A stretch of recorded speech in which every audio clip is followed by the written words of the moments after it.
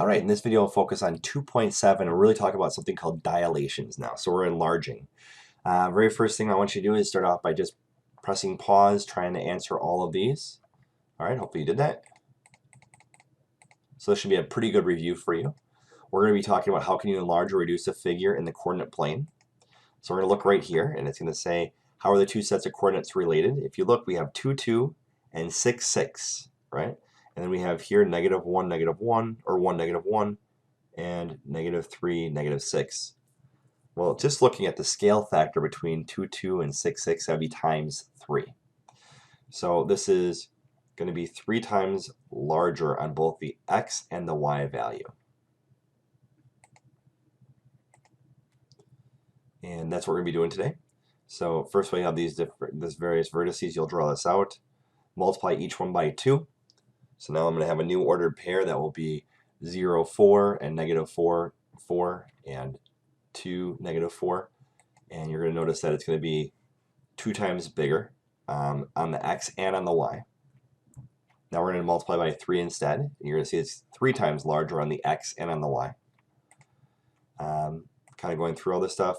Let's do some examples to show what it looks like. So I want to see if this is a dilation. So the basic way that you know that's a dilation is if you could draw a line. Let's see if I can do it here. So I can draw a line like back here, let's say. Like this. This goes through here. This goes through here. And it's getting larger by the same amount. This here is in fact a dilation. This one here, it isn't. This is actually a translation. I'm moving. It's the same size. And I'm moving from, if the blue figure is a dilation, no, it's a translation. All right, so this is what I was trying to show you before. And then, so this is a figure of a dilation, where this one here is just a translation. It's just moving. So this is a dilation or not? Nope, this is a reflection. So I can tell because it's the same shape. It's, you know, it's not congruent, but it's basically flipped across like the y-axis. This one here does look like a dilation. Nope, I'm sorry. Well, yeah, it's a dilation because it's smaller and it's getting larger. So look here, it's a reflection, like I said, and this is a dilation. So basically, here's the big idea, or the key idea. So you have to multiply the same factor. So if it's like by 1, it would be 1x times 1k. I'm sorry, 1x times 1y, and so on. If it's anything larger than 1, it'll get bigger. Anything smaller than 1, 1 to 0, will get smaller. Negative numbers don't really work for this. So it says draw this image after a dilation of 3. So if I look here, this is 3, 1, right? So that would be, if I just write down 3, or I'm sorry, 1, 3, that would become times 3 would equal 3 and 9. So my new ordered pair would be 3, 9 is like up here somewhere, which is what it's telling me to do. If I look here, 3, 9. And then if I do the next one, I have 2, 3, and I multiply them both by 3. I get 6, 9, and so on. And when I do that, I get this new shape right here. And you can tell that it is absolutely larger. And if we think about perimeter size, it's 3 times larger perimeter. But area-wise, it's 3 times 3, so it's 9 times larger, right? This one here, it says a scale factor of 0.5, so it'll get smaller, won't it? So if I look here, it's just going to be half of the size. So here are my original order pairs. Half of it will be -2, -3. -2, 4. 2 and 4. And then 2 and -3. I'm just halving everything. So here is 2 examples you could try yourself. Here's another one where we're going to, first of all, it says here's the original. Dilate using a factor of 2. And then translate 6 units to the right and 2 units up.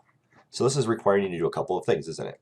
You have to first go through and dilate everything by 2. So I'm going to have -4, -2. That's the first point. And then -2, 2. And then 0, 2. And then finally 0 and -2. And then I'm going to take all these things and I'm going to add the right, which is my x term. So I'll say plus 6 for all of these, right? So plus 6. So let's just do that. So I'll say plus 6, which is 2, plus 6, which is 4, plus 6, which is 6, plus 6, which is 6. And then for the other term,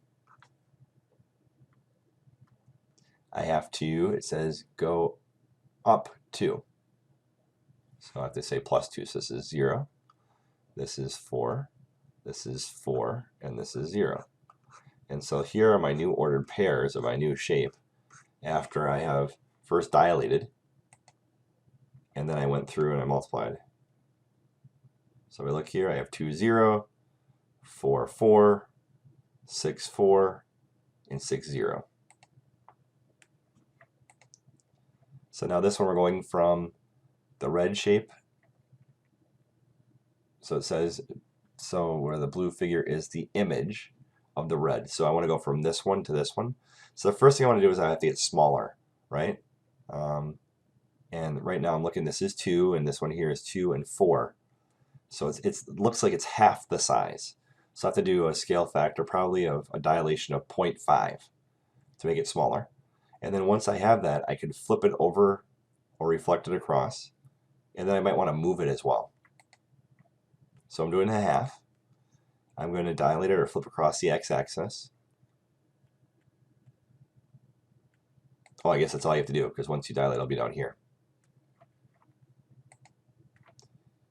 And it says in example 4, use a scale factor of 3.